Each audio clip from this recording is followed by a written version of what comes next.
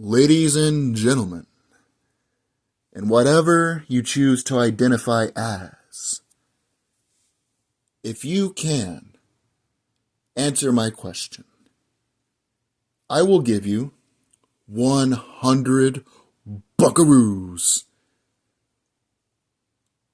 I will send you 100 bucks to your Cash App.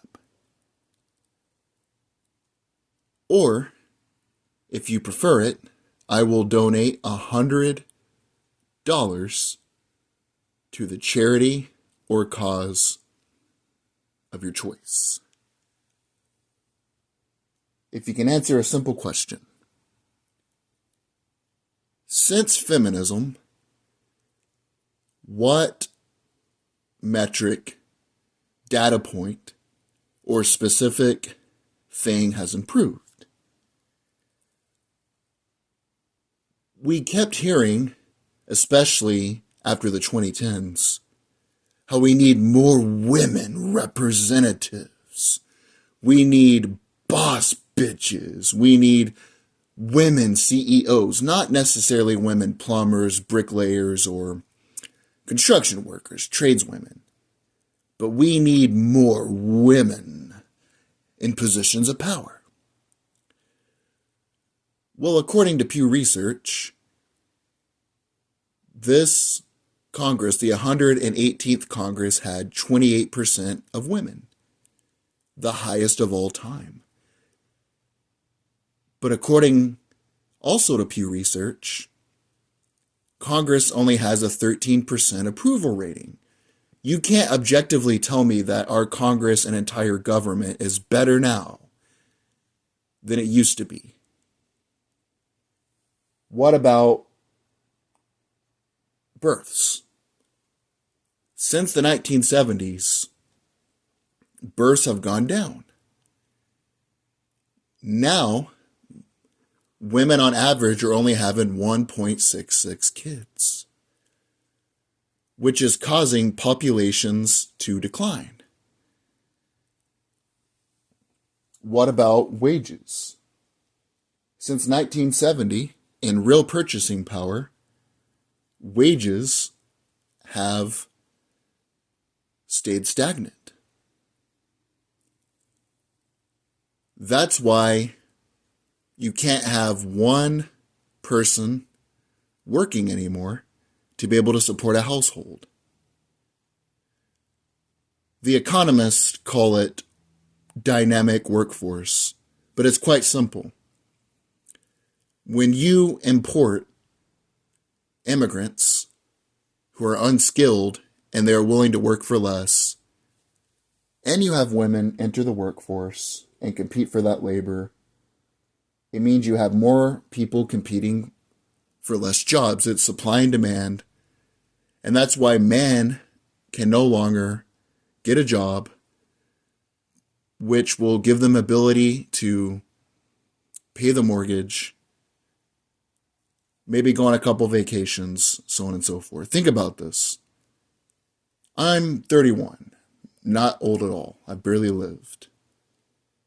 When I was a kid, my dad, who didn't get a college degree, and I'm saying that to prove a point, he was able to get a job, support 3 kids. We had 2 cars. We usually went on vacation every year. We weren't wealthy per se. We were middle class. He was able to pay the mortgage all on one income. But now you can't do that anymore. There are other factors involved. Don't misunderstand me. You also have our currency being taken off the gold standard, more dollars being printed, other factors. But feminism is one ingredient in the pot that has contributed to the decline. What about people's well-being? According to a Gallup poll, 36.7% of women have been diagnosed with depression at some point in their lives, compared to 20.4% of men. Women have a current rate of 23.8 of depression. In 2020, 21.2% of women in the U.S. reported taking medication for their mental health in the past 12 months. So, ladies and gentlemen, despite having more women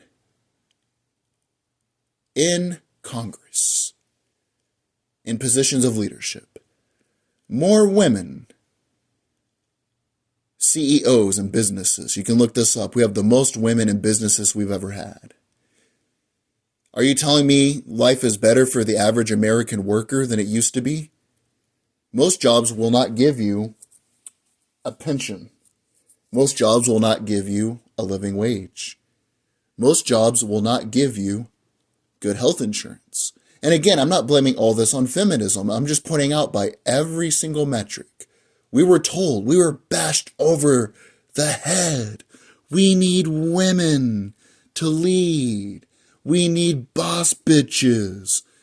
We need girl power, feminism. But what has it made better? Women are the freest they've ever been.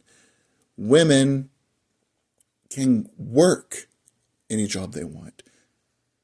You have more women in corporate America, government, but women are more depressed than they've ever been. Women are on more psychiatric drugs than they've ever been. Men are more depressed than they've ever been. Let's circle back to the original question. I'm not going to belabor the point any longer. Give me one metric, one verifiable piece of data, whether it's economics, psychological, government, business, any metric, of how our society has gotten better since we've had feminism rampant.